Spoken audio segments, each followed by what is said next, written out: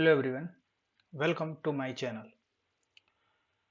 अभी तक हमने array data structure, link list, list data structure and list with linked memory means link list, that is link list, list with linked memory is link list को पढ़ा और हमने ढेर सारे प्रोग्राम्स बनाए और हमने इनके ऑपरेशंस के कोड लिखे और एरे और लिंक लिस्ट को इम्प्लीमेंट किया।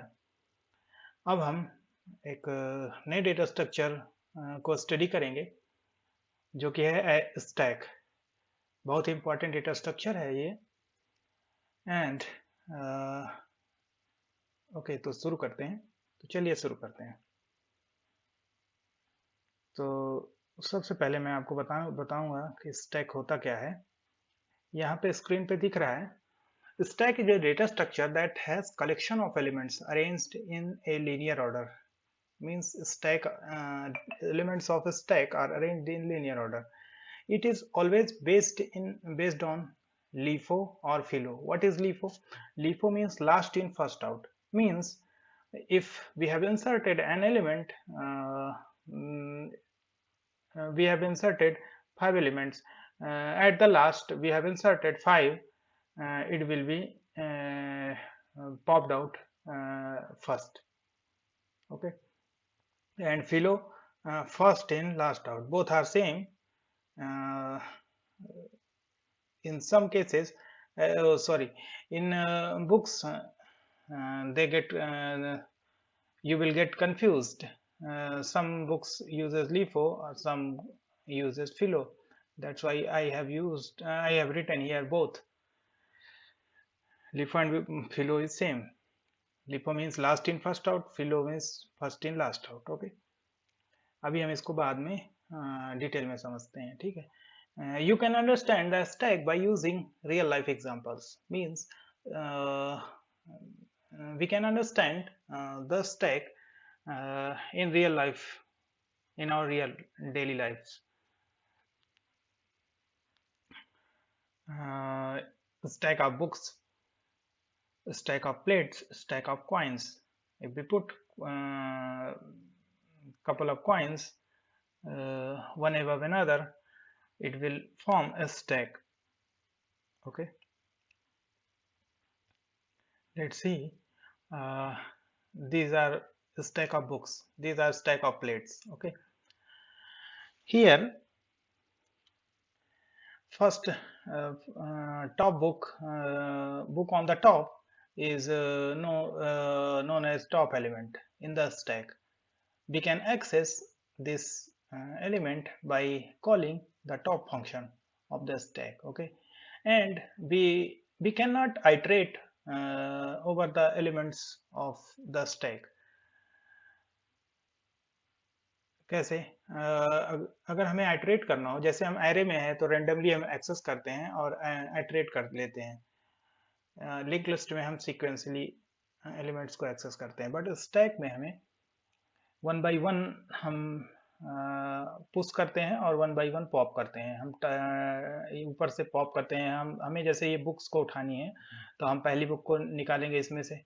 हमें जैसे लास्ट बुक को लेनी है, लास्ट बुक ये हमारे किसी बॉक्स में रखे हुए हैं, तो हम इनको सबसे पहले पहली बुक को निकालेंगे, फिर दूसरी बुक को, फिर तीसरी बुक को हटाएंगे, फिर चौथी बुक को, फिर हम यहाँ से पांचवी बुक को बॉक्स से निकाल लेंगे। फिर हम डायरेक्ट पांचवी बुक पे नहीं पहुंच सकते। ओके, और जो सबसे ऊपर बुक रखी रहती है वो टॉप होती है। जैसे हमने एक बुक को निकाला, अब टॉप हमारी दूसरी वाली बुक हो गई, फिर दूसरी वाली को निकाल दिया, टॉप हमारी तीसरी वाली बुक हो गई, फिर तीसरी बुक को हमने निकाल दिया तो टॉप हमारा चौथी बुक हो गई, फिर चौथी बुक को हमने निकाल दिया तो टॉप हमारा फिफ्थ बुक हो गई। ओके, इसी तरह हम प्लेट्स हैं, ये प्लेट्स रखी हैं। अगर अगर किसी को खाना खाना है तो वो पहले पहली प्लेट उठाएगा, वो नीचे से तो उठा नहीं सकता। पहली प्लेट उठाएगा, उसके बाद वो लेगा, फिर उसके बाद दूसरे लोग आएंगे, उसके फ्रेंड्स रहेंगे, और दूसरे फिर उसके नीचे वाली प्लेट उठाएंगे, फिर अगला फ्रेंड उसकी नीचे वाली प्लेट उठाएगा, फिर अगला उसके नीचे वाली प्लेट उठाएगा। इसी तरह हम सारी प्लेट को एक्सेस कर सकते हैं। ओके, अगर इन सारी प्लेटों को एलिमेंट ऑफ स्टैक मान लिया जाए तो हम इसी तरह से इसी फैशन में एक्सेस कर सकते हैं। तो ये तो था real life example of stack. अगला हम देखते हैं operations of stack. Top top top function क्या रिटर्न करता है? Top function returns top element of the stack. ये कांस्टेंट टाइम ऑपरेशन होता है, means big O of one step operation होता है। इसमें हम तुरंत जस्ट सिंपली यहाँ पे हमारी सपोज हमने किसी कंटेनर में स्टोर कर रखा है सारे बुक्स की इंफॉर्मेशन, तो हम पहले बुक्स की इंफॉर्मेशन निकाल लेते हैं टॉप पे और उसे हटा देते हैं। ठीक है, अब हम दूसरी बुक का एक्सेस करेंगे।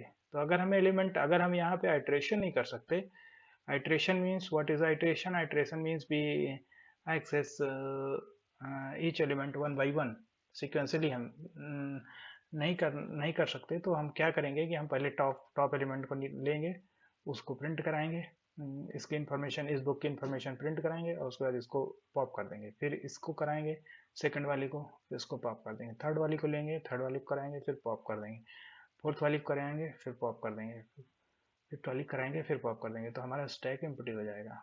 ओके, इसी तरह टॉप एलिमेंट क्या करता है? Returns top element of the stack. Okay, push में क्या होता है? Push of x means we are inserting an element x, और ये इंसर्ट कहाँ पे होगा? अगर जैसे हम यहाँ पे बुक वाले एग्जांपल में देखें तो अगर हमें यहाँ पे 5 बुक हैं, अभी 1 2 3 4 5, अगर हम छठी बुक को लाना है तो ये कहाँ रखी जाएगी? नीचे बीच में कहीं रखी नहीं जा सकती, ये यहीं पे इंसर्ट होगी। स्टैक के केस में यहीं पे इंसर्ट होगी। अगर ये लिंक लिस्ट होता या एरे होता तो हम कहीं भी रख सकते थे, बट यहाँ पे ये ऊपर ही रखी जाएगी। फिर सातवीं आएगी तो उसके ऊपर रखी जाएगी, छठवीं के ऊपर, टॉप एलिमेंट के ऊपर रखी जाएगी, और जो बुक और रख उठेगी छठवीं वाली तो छठवीं वाली टॉप हो जाएगी। Top variable will be incremented. Okay, उसके बाद पॉप ऑपरेशन है, ये भी कांस्टेंट टाइम ऑपरेशन है। पुश भी कांस्टेंट टाइम ऑपरेशन है क्योंकि हमें जस्ट एलिमेंट को पुट करना है। ओके, पॉप ऑपरेशन में हम रिमूव करेंगे top element of the stack को। ओके, हम एक एलिमेंट को रिमूव कर देंगे उसमें से। ठीक है, अगर जैसे यहाँ पे हम एलिमेंट को रिमूव करते हैं, इस बुक को हम हटा देते हैं, तो टॉप एलिमेंट सेकंड वाली हो जाएगी। ओके, फिर सेकंड को हटाएंगे, टॉप एलिमेंट थर्ड वाली हो जाएगी। इस फैशन में हम करते हैं, और ये भी कांस्टेंट टाइम ऑपरेशन है। स्टैक में सारे ऑपरेशन कांस्टेंट टाइम है।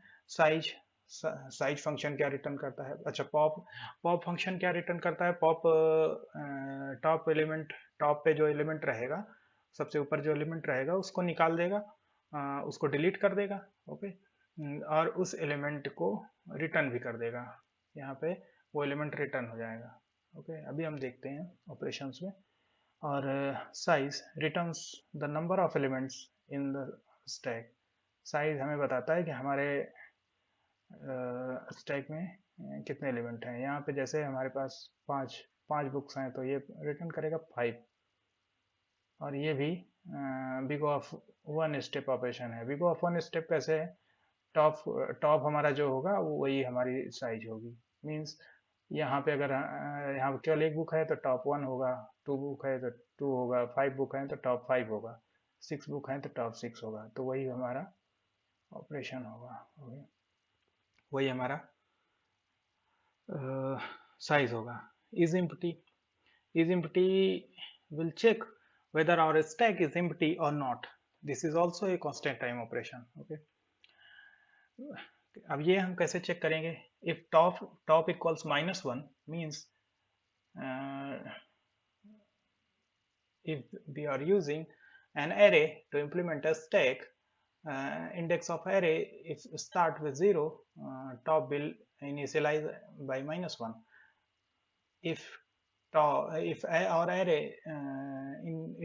start with index 1, or top element will be initialized by 0. Okay, if top equals -1, that shows our stack is empty. This is also a big O of one operation, big O of one step operation. Okay, I hope आपको operation समझ में आ गए होंगे। अब हम चलते हैं अगली स्लाइड पे, और यहाँ पे हम देखते हैं वर्किंग ऑफ स्टैक, ये बहुत ही इंपॉर्टेंट है, इसको आप ध्यान से समझना।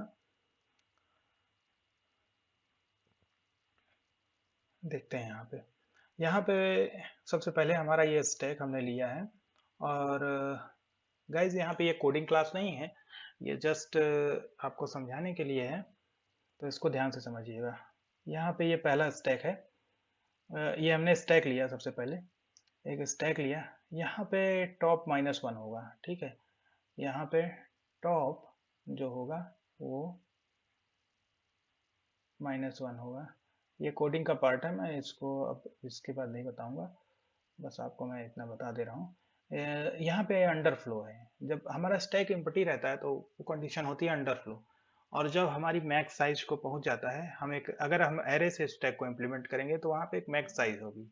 स्टैटिक एरे स्टैटिक होते हैं, तो वहाँ पे मैक्स साइज तक अगर हमारा पहुंच जाएगा, जितनी हमारे पास साइज है, तो वो ओवरफ्लो हो जाएगा, ठीक है। तो यहाँ पे सबसे पहले मैं देखता हूँ underflow. This is underflow and I have pushed an element 5 into the stack. It is pushed into the stack and 5 is inserted. Okay, uh, our top position will be this. Okay, top element is 5. Okay, here now I have inserted another element, that is 4. Now 4 is inserted above the 5. Okay, you can see we have to put one element after that, after above the we have to put another element above the previous element. Okay, and this is this in this manner. Here you can see 5 first empty stack, after that 5, after that we have inserted 4 above the 5, after that inserted 3 above the 4, after that inserted 2 above the 3.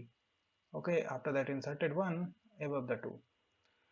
Okay, अब यहाँ push 4, यहाँ पे हम 4 को हम इसमें push करेंगे, और यहाँ पे अब टॉप एलिमेंट 4 हो गया, ठीक है। टॉप पे हमारा 4 आ गया।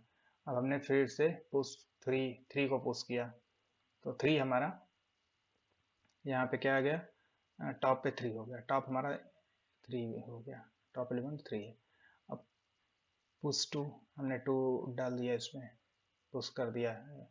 उसके बाद हमने पुश 5, सॉरी पुश 1, ये टाइपो है, यहाँ पे 1 बाय मिस्टेक लिखता है, पुश 1, ठीक है। तो यहाँ टॉप 1 जो होगा, वो टॉप जो होगा वो 1 को पॉइंट करेगा, मतलब कि हमारा टॉप एलिमेंट 1 है, ठीक है। हमारे स्टैक में 5 एलिमेंट भर गए हैं, ठीक है। मान लीजिए कि हमारी max size, max capacity of the stack is 5, तो अब ये ओवरफ्लो की कंडीशन हो जाएगी। अगर हम यहाँ पे अनदर एलिमेंट पुश करते हैं और हमारी साइज के बराबर हम पहुंच गए हैं, तो हमारा स्टैक फुल हो गया। In case stack is flow, sorry, in case stack is full, it is called overflow. Okay, अब यहाँ पे हम देखते हैं पॉप। अब हम यहाँ पे पॉप कराएंगे। हमारे पास 5 एलिमेंट थे, हमने पहले वाले एलिमेंट को पॉप कराया, टॉप एलिमेंट को हम बाहर निकालते हैं। पॉप मीन्स हम we are deleting the top element. हमने एक को पॉप करा दिया, अब यहाँ से एक रिटर्न करेगा, ठीक है, यहाँ पे। तो हम इसको प्रिंट करा लेते हैं, चलिए मान लीजिए आपको शो करने के लिए, यहाँ पे हम प्रिंट कराते हैं 1, और ये एक निकल गया, ठीक है। अब टॉप एलिमेंट 2 को पॉइंट कर रहा है, मतलब टॉप एलिमेंट 2 है। अब इसका फिर से हमने पॉप ऑपरेशन किया, तो 2 भी निकल गया, और अब टॉप 3 को पॉइंट कर रहा है, तो 2 भी निकल गया, 2 यहाँ लिख लेते हैं, ठीक है। अब यहाँ पे फिर से हमने पॉप ऑपरेशन चलाया, तो 3 भी निकल गया। अब टॉप एलिमेंट हमारा 4 है, तो 3 भी निकल गया हमारा, तो यहाँ लिख लेते हैं। अब टॉप ऑपरेशन 4 है, अरे टॉप एलिमेंट 4 है, ओके। तो अब हमने फिर से पॉप कॉल किया, पॉप फंक्शन, पॉप ऑपरेशन किया, तो ये 4 पॉप हो गया, 4 रिमूव हो गया, तो यहाँ 4 प्रिंट करा देते हैं।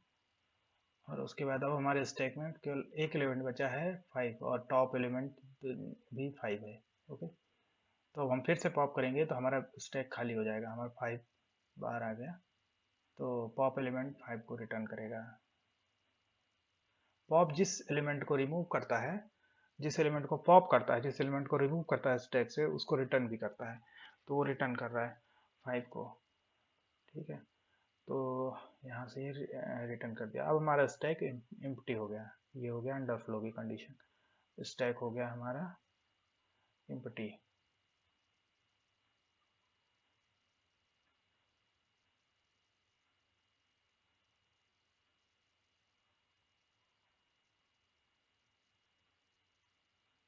स्टैक एम्प्टी हो गया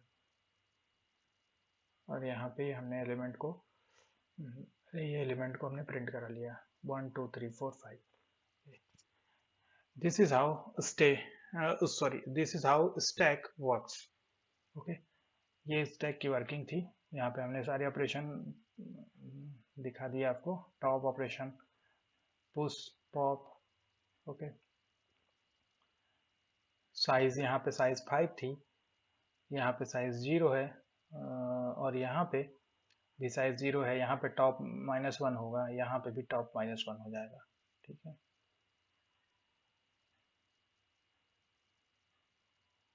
ओके, होप आपको ये सब समझ में आया होगा। अभी स्टैक ख़त्म नहीं हुआ है, अभी हम इसका अगली क्लास में हम इसका इम्प्लीमेंटेशन करेंगे, अगली वीडियोस में। और इसका implementation by using one stack, implementation of a stack is done by using simply an array, but array is static. If we want to use dynamic memory allocation, we want to grow at the runtime, we can use linked list. Okay, and we can also use for implementing uh, the stack, we can say we can use queue data structure also. Q आपके लिए नया होगा, जो data structure पहली बार पढ़ रहे हैं उनके लिए क्यू नया होगा, but Q data structure stack के बाद आता है, हम लोग उसको बाद में देखेंगे। ओके, ठीक है। अब आई होप आपको वीडियो अच्छा लगा होगा। अगर अच्छा लगा है तो हमारे चैनल को सब्सक्राइब करें, हमारे वीडियोस को लाइक करें, share with your friends, and thanks for watching. Happy